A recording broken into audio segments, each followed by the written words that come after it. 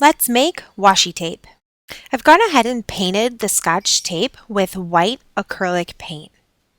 Now I'm going to get out my magical micas, and for this one I am going to use California Poppy Gold. And I'm just going to use the end of my paintbrush to scoop some powder into the lid. You can be generous, scoop as much as you want or as little. Doesn't matter. Well, it matters for saturation, how bright you want the colors to be. Now I'm going to spray my Pineapple Express Starburst spray right into the lid so that I can mix the colors together. Now make sure you don't spray it towards the powder, or else it will make the powder fly out of the lid. Now I'm just going to use the end of my paintbrush and mix the colors up. Once the powders have dissolved, you're ready to go ahead and paint the color right onto the Scotch tape. So I'm just going to paint it right on generously. You don't have to be nice and clean about it. You can just go ahead and slap it on. And the more you add, the brighter it will be. I want to make sure I use everything in the lid because I don't want to put the lid back onto the powder while it's still got water in it. I'm just going to put the lid back onto my powder, and actually got this really cool organizer for my micas, and it's only $7.50, and you can buy it from lindystampgang.com.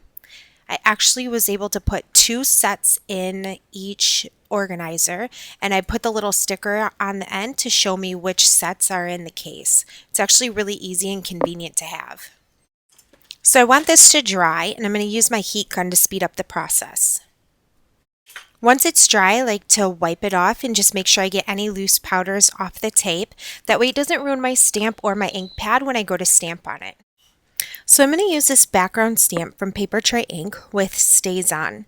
And I'm using Staz-On because it's a solvent-based ink and it's not going to react to water if I decide to go back and add more color to the tape later on.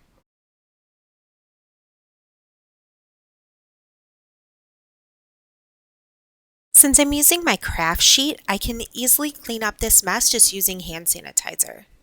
Now Staz-On dries pretty quick, so this is already dry and ready to move on to the next step. Of course, you could leave it just like this if you wanted to, but I want to get out my Versamark and I want to emboss on it as well. It'll add a little bit of a texture and give it some more dimension as well. I'm using a stencil from the Crafter's Workshop. I'm just going to apply the Versamark right onto the stencil, pushing hard enough to ensure the ink is going to transfer through to the tape. And you can see here that the ink did transfer to the tape, and now we're ready to emboss. I really like using coffee filters when embossing because it catches the powder and it's really easy to clean up. So I'm just going to leave the tape on my finger and allow the Versamark to catch the powder as it falls down the tape. I'm just going to shake off the loose powders because I don't want bits and pieces adhering to the tape when I heat set the powder.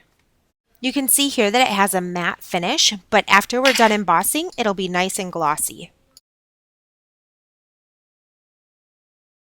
Now that this is done, I can use it on cards, scrapbook pages, I can use it wherever I want, and I can also use different color combinations, anything that will match whatever I'm working on.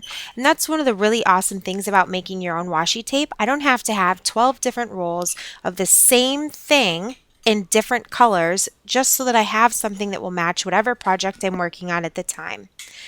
I hope you've enjoyed this video, and if you have any questions, please feel free to leave a comment in the comment section and I'll answer your question to the best of my ability. Thanks for watching.